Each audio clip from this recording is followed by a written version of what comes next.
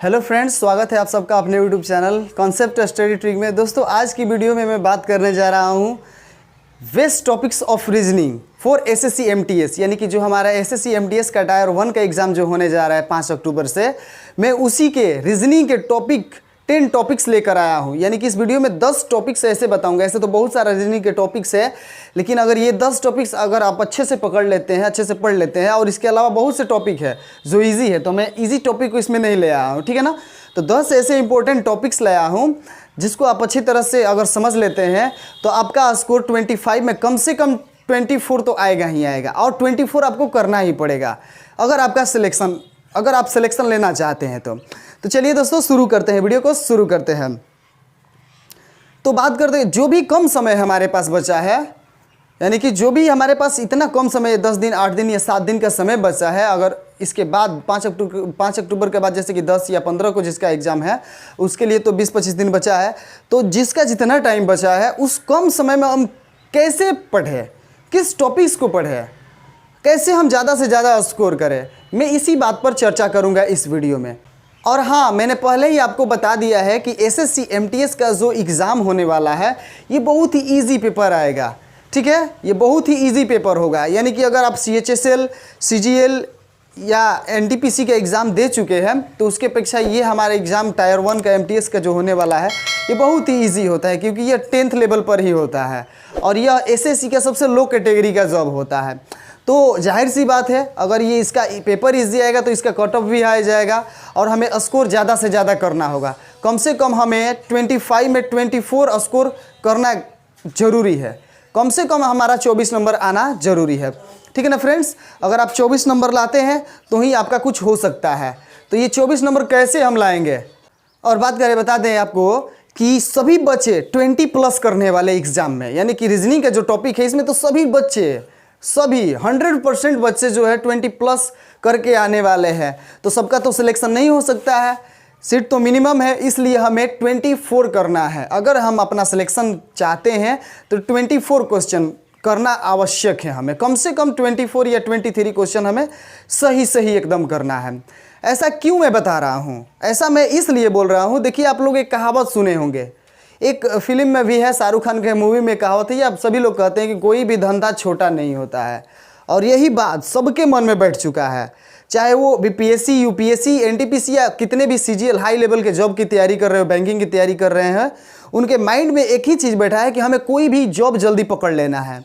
क्योंकि इस बदलती दुनिया में, इस बढ़ती दुनिया में, इस महंगाई की दुनिया में, जो मोदी जी की दुनिया है, महंगाई की दुनिया, इसमें विद्यार्थियों को और कंपटीशन वाले को जीना बहुत ही मुश्किल हो चुका है, और घर वाले भी हमारे पॉकेट को रिचार्ज करना कम कर दिए हैं।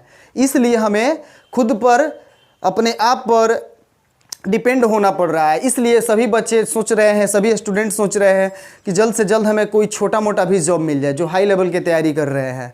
इसलिए सभी जितने भी सीजीएल और एमटीएस और एनटीपीसी या बीपीएससी के बच्चे या यूपीएससी के बच्चे जो बच जाते हैं, वो चाहते हैं कि इस जॉब को तब तक पकड़ लिया जाए, उसके बाद तैयारी करते रहेंगे हम लोग। तो बताइए, वो सब हाई लेवल की तैयारी कर रहे हैं तो वो तो ज़रूर स्कोर ज़्यादा करेंगे। तो इसलिए हमें ज़्यादा से ज़्यादा स्कोर करना है ताकि हमारा सिलेक्शन अच्छी तरह से हो सके। और हाँ, यही 2 टॉपिक हैं, एक मैथ्स और एक रीजनिंग।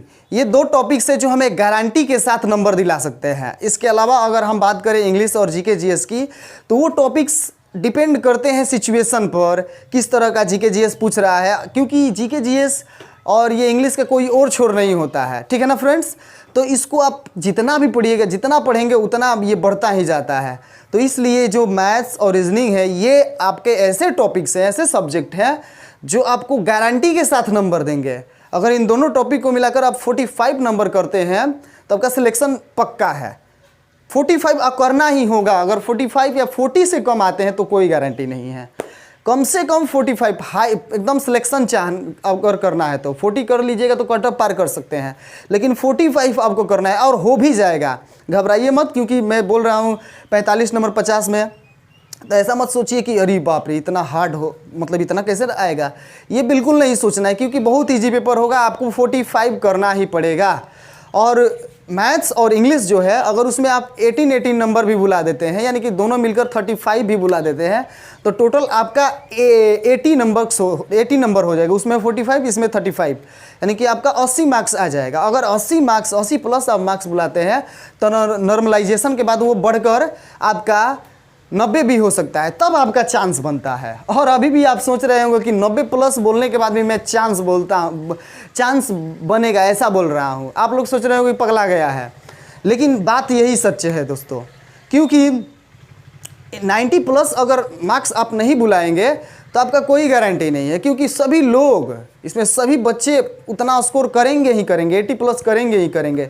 तो कट ऑफ लो रहेगा, इसका सोचिएगा भी मत। आप ज़्यादा से ज़्यादा पढ़िए और ज़्यादा से ज़्यादा रिवीजन कीजिए इस बचे दिनों में।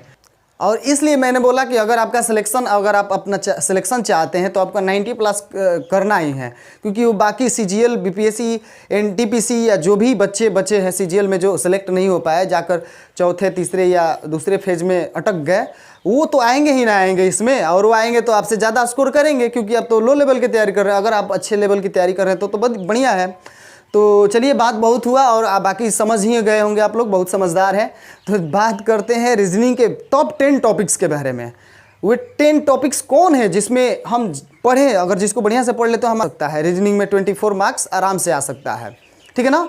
तो 10 टॉपिक्स मैं यहाँ पर लेकर आया हूँ। 10 टॉपिक्स के अलावा बहुत से ऐसे टॉपिक्स है, बहुत से टॉपिक्स है, यानी कि हर टॉपिक से वो क्वेश्चन दे सकता है। लेकिन मैं भी ईजी टॉपिक नहीं लेकर आया हूँ, ये 10 टॉपिक्स मैं यहाँ पर लेकर आया आप लोगों को। अगर 10 टॉपिक्स आप बढ़िया से पढ़ लेते हैं तो इसी 10 टॉपिक्स में छूटने का, यानी कि गलत होने का चांस ज़्यादा रहता है। तो चलिए शुरू करते हैं। सो फ्रेंड्स, ये हमारा टॉपिक्स है, ये 10 टॉपिक्स है मोस्ट इंपॉर्टेंट, और यहाँ भी कुछ टॉपिक्स लिख दिए हैं जिसको हम आपको समझा रहे हैं। तो फर्स्ट टॉपिक्स हमारा आता है सीरीज। देखिए, सीरीज से 3 से 4 क्वेश्चन बनता ही बनता है। ये सीरीज क्या है? तो सीरीज आप लोग देखे होंगे, नंबर दे देता है, लगातार नंबर दे देगा, कोई क्यू कर देता है, कोई माइनस करके, प्लस करके, घन करके, वर्ग करके ऐसे दे देता है। तो बहुत ही इंपॉर्टेंट होता है। इसमें बहुत लोग, मतलब अगर माइंड आपका काम कर दिया तो बन ही जाएगा, नहीं तो इसमें बहुत ज़्यादा सोचना पड़ता है। तो इसको रिवीजन कर लीजिएगा, क्योंकि अगर जितना आप रिवीजन करेंगे उतना इसमें आपका पकड़ बनेगा। तो इससे 3 से 4 क्वेश्चन रहेगा ही रहेगा, ठीक है ना फ्रेंड्स। उसके बाद मतलब बात करते हैं दूसरा टॉपिक जो है हमारा कोडिंग डिकोडिंग। जैसे कि ऑरेंज को कुछ और लिख दिया तो उसके बाद थैंक्स को क्या लिखेगा, मतलब ऐसे 2 4 3 4 वर्ड दे देता है और उसमें से एक को पूछ देता है कि फलाना को क्या लिखा जाएगा, ठीक है ना फ्रेंड्स। तो ये दूसरा टॉपिक हुआ हमारा। अब बात करते हैं तीसरा टॉपिक हमारा है, तीसरा टॉपिक है फिगर क्लासिफिकेशन। देखिए, फिगर क्लासिफिकेशन में क्या है, अलग अलग पिक्चर्स दे देता है और बोलेगा कि इसमें कौन सा पिक्चर मिलेगा तो ये हमारा पिक्चर्स बनेगा। तो उससे भी 2 से 3 क्वेश्चन बनता ही बनता है। अगला चौथे टॉपिक्स की बात करते हैं तो सिटिंग अरेंजमेंट, यानी कि सिटिंग अरेंजमेंट, कुछ लोग एक वृत्ताकार वृत्त के अंदर मुंह करके 4-5 लोग बैठे हैं और पूछ देगा कि कौन किसके दाएं बाएं ऐसे है, ऐसे होता है। तो ठीक है ना, तो इसको भी अगर आप अच्छे से रिवीजन कर लेते हैं तो 2 से 3 क्वेश्चन इससे भी बनता है। 5वें टॉपिक्स मोस्ट इंपॉर्टेंट टॉपिक्स है। 5वां टॉपिक्स ये हमारा है मैथमेटिकल ऑपरेशन। इससे तो गारंटेड है कि 2 से 3 क्वेश्चन रहेगा। आप लोग देखे होंगे, वो दे देता है 25 + 3 - 60 डिवाइडेड 9 - 3 ऐसे दे देगा। फिर बोलेगा कि इतना को प्लस लिखा जाता है, इतना को माइनस लिखा जाता है।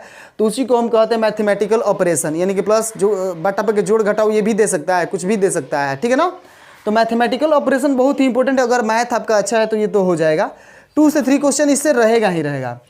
बात करते हैं 6वें टॉपिक जो है हमारा ब्लड रिलेशन, यानी कि ब्लड रिलेशन से गारंटेड एक क्वेश्चन, कम से कम एक क्वेश्चन आपको देखने को मिलेगा हर शिफ्ट में, ठीक है ना, ब्लड रिलेशन से।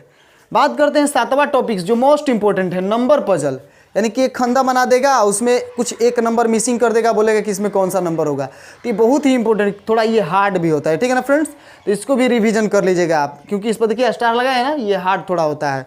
अगला टॉपिक है हमारा साइलोलिज्म। साइलोलिज्म ये आसान होता है इसको, लेकिन एक बार रिवीजन कर लीजिएगा। जैसे कि बोल देता है कि कुछ गधे घोड़े थे और कुछ घोड़ा कुत्ता थे, तो बताइए इसमें से कौन सा निष्कर्ष सही है। तो इस टाइप का उससे साइलोलिज्म कहते हैं। हमारा अगला 9 नंबर टॉपिक जो मोस्ट इंपॉर्टेंट है वो है स्टेटमेंट एंड कंक्लूजन। अभी तक के ये 10 टॉपिक में से सबसे हार्ड, और अगर आपको इस टॉपिक्स के सवाल को अगर आप हल कर रहे होते हैं तो लगता है कि आपको ये आंसर होगा और लगेगा कि यही सही है, लेकिन बाद में हमारा गलत हो जाता है। तो इसमें बहुत ही माइनर गलतियां होती हैं। तो आपको ये टॉपिक्स बहुत ही अच्छे तरह से बार बार रिवीजन करना है। ये टॉपिक्स 9 नंबर टॉपिक्स जो है बहुत इंपॉर्टेंट है। स्टेटमेंट एंड कंक्लूजन, कथन और निष्कर्ष, ठीक है ना। जैसे कि क्वेश्चन इस पर दे देता है कि एक जॉब में रिक्वायरमेंट के लिए, एक जॉब रिक्वायरमेंट के लिए उस व्यक्ति को ये चीज़ों की ज़रूरत होती है, तो बताइए उसको सेलेक्ट किया जाएगा कि नहीं। इस टाइप का क्वेश्चन होता है, ठीक है ना। अंतिम टॉपिक जो हमारा 10वां टॉपिक है वो है पेपर फोल्डिंग। पेपर फोल्डिंग से 1 मार्क्स का क्वेश्चन आएगा ही आएगा, ठीक है ना फ्रेंड्स। अब बात करते हैं कुछ अन्य टॉपिक्स के बारे में जो भी वे भी इम्पोर्टेंट है, लेकिन ये बहुत ही इजी होते हैं। तो ये है हमारा मिरर इमेज। मिरर इमेज का क्वेश्चन आएगा तो आप आराम से हल कर लीजिएगा। जैसे कि मिरर इमेज हमेशा साइड में बनता है, ठीक है ना, यानी कि उसका left side right side change होता है, यानी कि दायां बायां से चेंज होगा, ठीक है ना। दूसरा आता है वाटर इमेज। तो वाटर इमेज कैसे चेंज होता है, तो ये ऊपर नीचे से चेंज होता है, ठीक है ना। इन दोनों चीज़ों से क्वेश्चन आ भी सकता है। अगला 3 नंबर अगला टॉपिक हमारा डाइस से भी क्वेश्चन आता है। डाइस मतलब पासा।